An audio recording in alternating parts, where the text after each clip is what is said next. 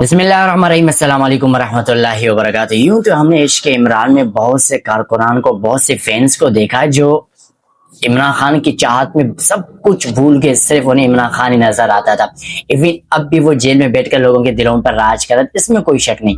لیکن اس کے بعد بھائی عمران خان نے جو یہ شپاٹر، یہ لونڈا لانچ کیا ہوا ہے، یعنی کہ سہیل افریدی کی میں بات کر رہا ہوں، اس نے تو تباہی مچا دی۔ یعنی کہ وہ سہیل افریدی جنہیں سی ایم بنایا جا رہا تھا، اس وقت کچھ ناقدین کہہ رہے تھے کہ یہ کون آ گیا، اس کو کوئی جانتا نہیں، اس کی تربیت اچھی نہیں ہے، اخلاقی تربیت اس کی اچھی نہیں ہے۔ لیکن آج یہ بات ثابت ہو چکی کہ بھائی کوئی بھی آ جائے لیکن اس کو کوئی ہٹا نہیں سکتا۔ یہ تو مجھے جتنا لگ رہا ہے کہ عمران خان تو اپنی جگہ پر ہے، دلوں پہ راج کر رہا ہے، لیکن یہ اس سے بھی آگے نکل جائے گا۔ جس طرح یہ نظر آ رہا ہے، جس طرح اس کے کام نظر آ رہے ہیں کہ جتنا عوامی بندہ جسے کہا جائے نا، لیڈر ایک عوامی ہوتا ہے۔ اب وہ عوام کی جو ایک کارکردگی اندر کا انسان ہوتا ہے نا، عوام والا، وہ سہیل افریدی میں نظر آتا ہے۔ یوں ایک مختصر سے آپ کو میں مثال دیتا ہوں۔ حضرت کل 7 بجے سے غالباً گھر سے نکلے ہوں گے، 9 بجے ایئرپورٹ پر پہنچے، ان کی 9 بجے فلائٹ تھی، وہ فلائٹ میں مس ہو گئے۔ ایک فلائٹ کے بعد دوسری فلائٹ پر انہوں نے منتقل کر دیا، اور لائن پر کھڑے ہو کر، یعنی کہ لائنوں پہ کھڑے ہو کر، کوئی بزنس کلاس نہیں، کوئی پرائیویٹ جیٹ نہیں، لائنوں پہ کھڑے ہو کر اپنے ویزے اور پاسپورٹ جمع کر کے کراچی پہنچ۔ جیسے ہی کراچی پہنچے، واہ کیا رشکش، عوام کے کیا استقبال! کراچی کے تو بڑے بڑے کارکنان وہاں پر پہنچے ہوئے تھے، لیڈران پہنچے ہوئے تھے کہ ہم اس کے استقبال کریں گے۔ بڑے بڑے بل بورڈ چھپے ہوئے بغیر کسی نام کے کہ بھائی لگاؤ، تمہاری مرضی ہے۔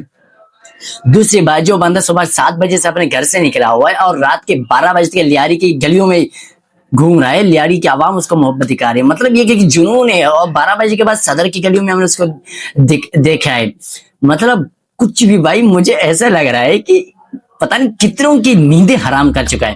اور بات اخلاقیات کی جب بات آتی ہے نا، کل جب وہ پریس کلب میں پریس کر رہے تھے تو اس وقت جو جواب دے رہے تھے نا، ایک جواب ہوتا ہے یار میرا یہ سوال ہے، اس کا مختصر سا جواب دیں، پیچھے اتنے سارے لوگ بیٹھے، سب کا جواب دینا ہوتا ہے۔ تو ادب کے دائرے میں رہ کر کیسے جواب دیا جاتا ہے، میڈیا سے کیسے گفتگو کی جاتی ہے، یہ سہیل افریدی سے سیکھنا پڑے گا۔ اور کیسے دلوں پر راج کیا جاتا ہے، یہ آپ کو پی ٹی آئی کے لیڈروں سے سیکھنا پڑے گا۔ ایون ابھی جو یہ جو شپاٹر آیا ہے نا بھائی، میں کل سے ویڈیوز دیکھ کر حیران ہو رہا ہوں کہ آخر یہ ہو کیا رہا ہے۔ بندہ ایئرپورٹ سے نکل کے گاڑی کے چھت پر بیٹھتا ہے لینڈ کروزر کے، اور وہ پوری گلیوں میں چھت پر بیٹھا ہوا ہے، کوئی پرواہ نہیں، کوئی سیکورٹی نہیں۔ بھائی جانا ہے تو جانا ہے۔ اور پنجاب میں بھی گئے تھے، پنجاب میں بھی انہوں نے راج کر کے دیا تھا۔